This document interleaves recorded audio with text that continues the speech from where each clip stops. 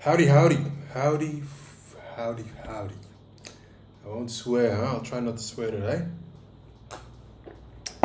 How you going? It is the 13th of March, 2024. Welcome back. It is a Wednesday night. It's about 7 o'clock at night. And I am here, sitting at this desk, doing another recording. Thanks for tuning in. Whoever is tuning in, I hope anyone that is watching this is getting some value out of it. It's probably one of the most consistent things I've done in my life. I mean, we're coming up to 60 days now straight of recording me reading a poem or a quote and putting some sort of reflection behind it. I know it's kind of confronting knowing that it is one of the most consistent things I've done. In that it's every day I do it, and it's not like a natural instinct thing like brush your teeth or eat or the simple necessities of life. This is something that I don't usually do, but I have set a task that I will continue to do this. I've set it for 90 days, and it's day 60. Well, it's coming up to nearly 60. So, and the people who are watching this and following me and sending me text messages and just tuning in, and I really do appreciate it. Knowing that there are people in my life that can relate to something that I'm saying or can find some sort of value out of it. So I do. It does bring me a lot of comfort knowing that. Today was a good day.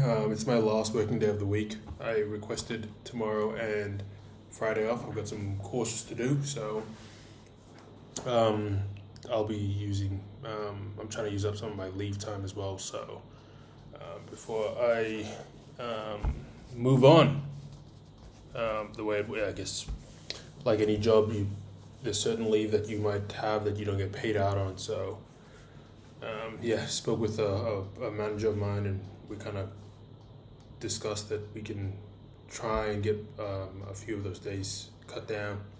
Or I can use it to do a course or whatnot. So I'm using these 2 days, and then I'll use next week Thursday. I think I'll just take Friday off. But today was good. I finished another one of my indictments. I think that might be my second last one or last one. If they get me to do one next week, I'll do one before I head back to Brizzy for the week.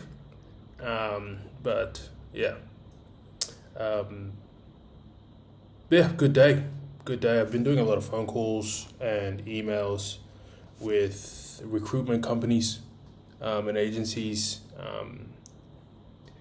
in Townsville, but also based in Brisbane.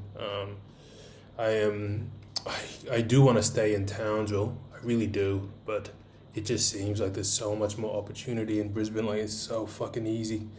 Like, in the sense that they're all there. They are all in Brisbane. It's a bigger city, obviously, but it seems that has to be a door I'm willing to walk through if I need to move back. Although I love, like, as much as I pay out Townsville, I've really enjoyed living here. It's really good. It's in the sense that it's so convenient and life is so easy and chilled and relaxed, and I've got everything that I need here, besides my close friends and family. But it is really, really good. I like small towns, and when you move to a small town, you realize how big a fucking big town is. Like Brisbane. Brisbane is massive. Look, I picked a poem out tonight, um, because today I just felt a bit like it was just another mundane day, in the sense that it was just another ordinary day. I went through all my rituals and whatnot, my little hobbies, not hobbies, fucking habits. But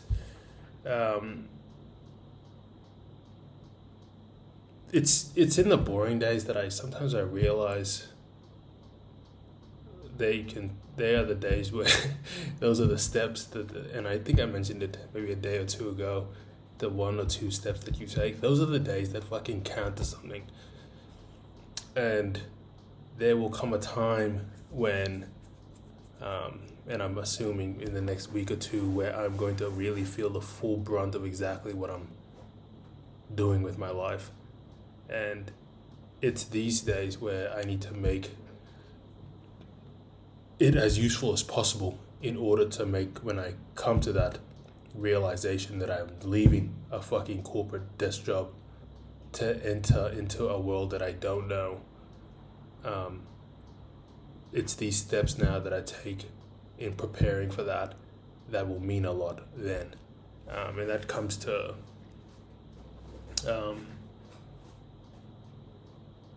just preparation.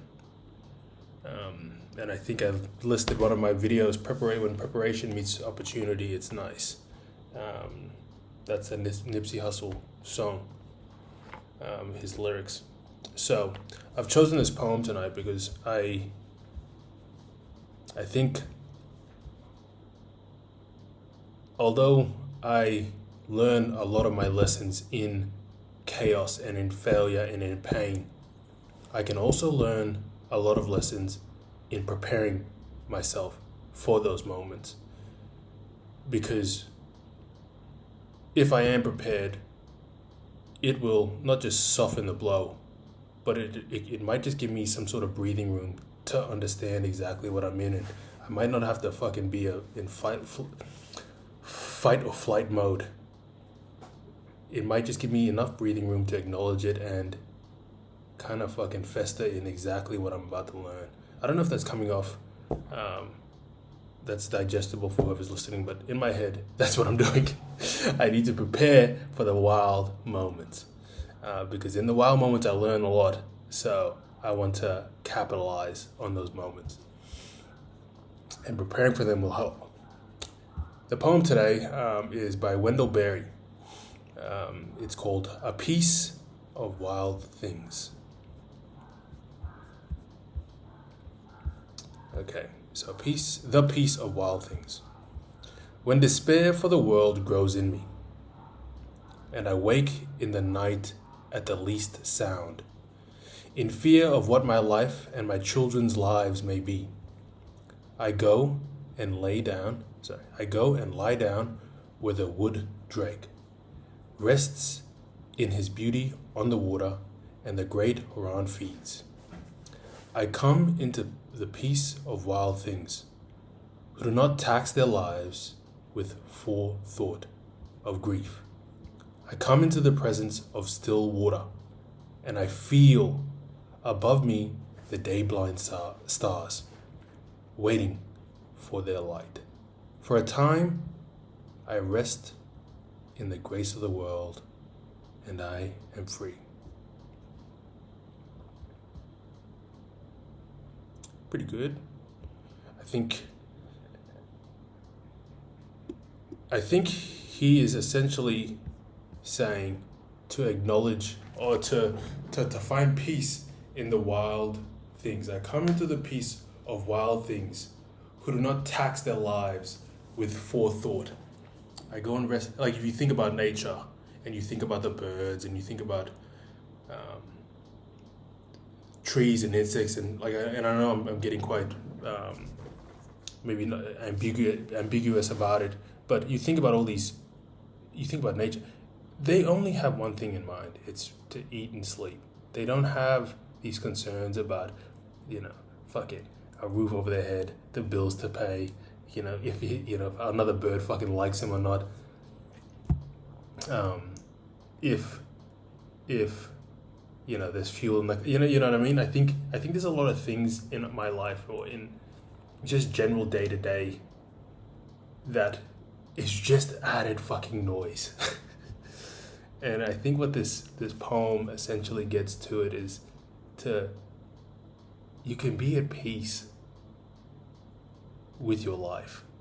You don't fucking need the world. And when you take a step back, the world is constantly reminding you of things that you don't fucking have, the things that you need, the things that you are missing, and you are in a constant fucking rat race of finding a sense of purpose and meaning because you are inadequate, and the world will constantly remind you of that.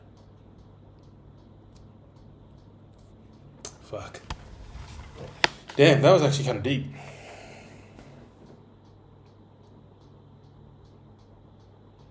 When despair for the world grows in me, and I wake in the night at the least sound, in fear of what my life and my children's lives may be, I go and lay down where the wood drake rests in the beauty of the water, and the great heron feeds. I come into the peace of wild things, who do not tax their lives with the forethought of grief. I come into the presence of still water, and I feel above me the day-blind stars, waiting in the light. For a time, I rest in the grace of the world and am free. Gratitude, I think. Acknowledging where you are and just being grateful. I like it.